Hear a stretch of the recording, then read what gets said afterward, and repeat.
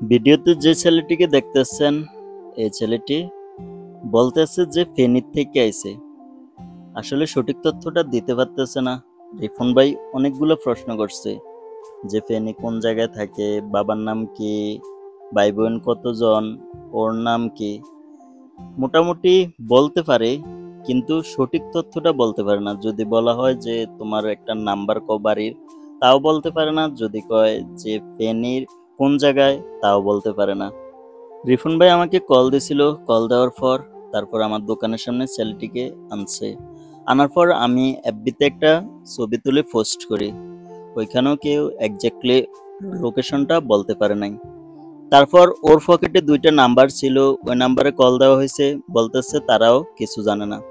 পরবর্তীতে যখন ভিডিও করা শেষ হইল, প্রায় আধা ঘন্টার পর ছেলেটির পকেট থেকে একটি প্রেসক্রিপশন পাওয়া গেল। ওই প্রেসক্রিপশনে লেখা ছিল আনোয়ার খান মডার্ন মেডিকেল কলেজ হসপিটাল।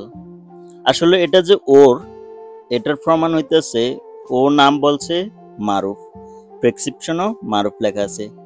তারপর আরেকটা জিনিস দিয়ে তথ্যটা কারেক্ট করলাম, সেটা হইতেছে এখানে উপদেশটা দেওয়া আছে যে ক্ষতস্থানে পানি লাগাবেন না, 7 দিন পর সেলাই কাটতে হবে, 2 দিন পর ড্রেসিং করতে হবে। এই লেখাগুলো দেখে 100% কনফার্ম হইলাম যে প্রেসক্রিপশনটি ছেলেটির। কারণ ছেলেটির জামিন নিচে একটা কাটার দাগ আছে, তারপর দেখলাম যে সেলাইও আছে। তার মানে এই প্রেসক্রিপশনটি ছেলেরই। আর তারিখটা কিন্তু বেশি দিন না, 28/8/2025। আজকে হইতেছে 2 তারিখ, তার মানে কিছুদিন হয়েছে।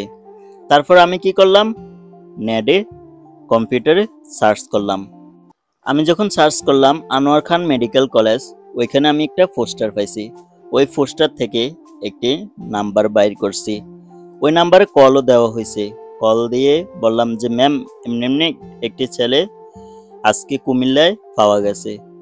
তারপর ম্যাম আমাকে বলল যে স্লিপে যে প্রেসক্রিপশনটা আছে ওইখানে কোনো ডাক্তারের নাম আছে কিনা বা কি আসবে।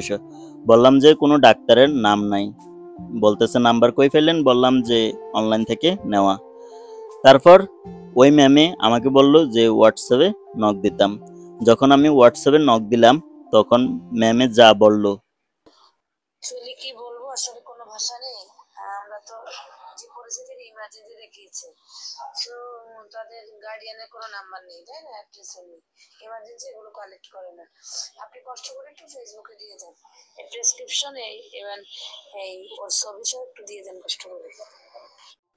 ম্যামের কথাতে এটাই বুঝলাম যে এখন শুধুমাত্র ফেসবুকে তার সহযোগিতা করতে পারে। তার বিষয়ে ফেসবুক ছাড়া আর কেউ কিছু বলতে পারবে না। কারণ যদি এই ফেসবুকের ভিডিওটা তাদের কাছে যেয়ে পৌঁছায়, তাহলে হয়তোবা ছেলেটির খোঁজ পাইবে, না হয় কিন্তু ছেলেটি এভাবেই থাকবে। বাকিটা আল্লাহ পাক ভালো জানে কি হয়। ছেলেটি যখন বামিশা চৌমুনিতে এসেছে, তখন আমাদের বামিশা চৌমুনির অনেক মানুষ অনেক কিছু কিনা দিছে।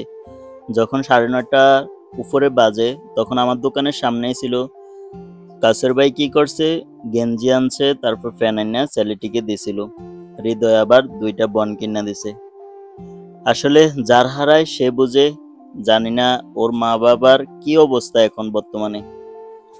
সবাই একটা রিকোয়েস্ট, সেটা হইতেছে ছেলেটিকে সন্ধান পাওয়ার ব্যবস্থা কইরা দেন।